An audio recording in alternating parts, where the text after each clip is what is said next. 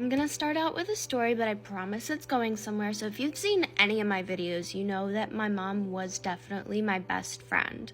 And so when obviously I graduated high school, well, first I went and I got my AA degree. I stayed at home for 2 years, got my AA at a local community college. But then when I moved away to go to a university to continue my degree, even though it's like 6 hours away and I was still in state, like I said, Mom, we have a family friend who went to Budapest.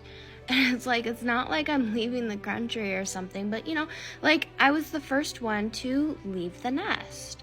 And so it was definitely an adjustment period before I even left of she's gonna miss her best friend, her baby girl, and obviously just the realization of entering the next phase of becoming empty nesters.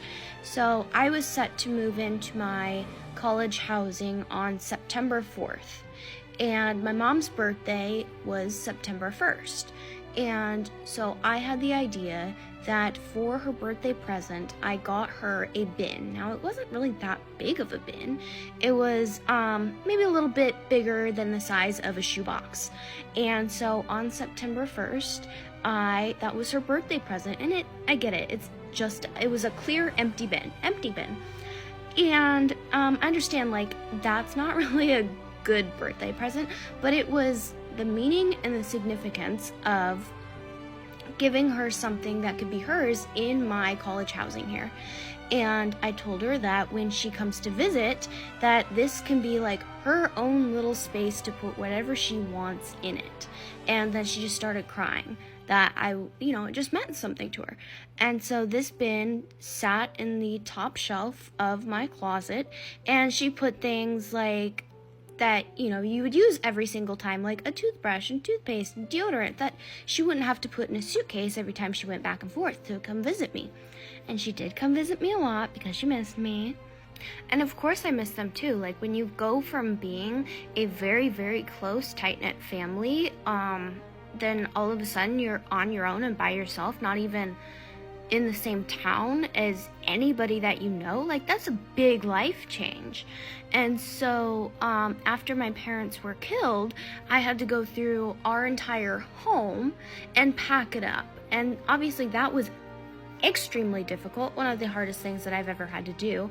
But then when I returned to college housing, I couldn't deal with that bin. I just cleared out an entire house. But this one little shoebox size bin was not really something that I could, not that I couldn't look at it, but I couldn't look at it, take it down, and just deal with the fact that she's never coming back for it. And that realization of she's never gonna come visit me, she's never coming back for this bin, it was just really, really hard to deal with. So for a very, very long time, it sat in the exact same spot. So her pajamas were in it. The first time I did get it down, I took out her coffee, threw that away because I hate coffee. No one in our family drinks coffee but her. I put her mug in my kitchen, and then there was a couple things like a hairdryer that I took out, but I've never used a hairdryer, so whatever. But the Q-tips and soap and stuff, so it's I'll just figure out, it's functional, I'll use it. But then I just couldn't take out anymore, so I put the lid back on and put it back in my closet. But now that I'm done with school and I'm done with this college housing, I have to deal with it. And so it was a very, very emotional time of having to take it back down and empty it. And it's a way of having to accept that they're gone. Each and everything that I pack up, each and everything that I have to get rid of, each and everything that I have to deal with is just moving one step away from their existence. And it's just very hard to deal with that. People should be able to go through this on their own terms. It's just a very hard layer added to it when you're kind of in a situation where you're forced to deal with it,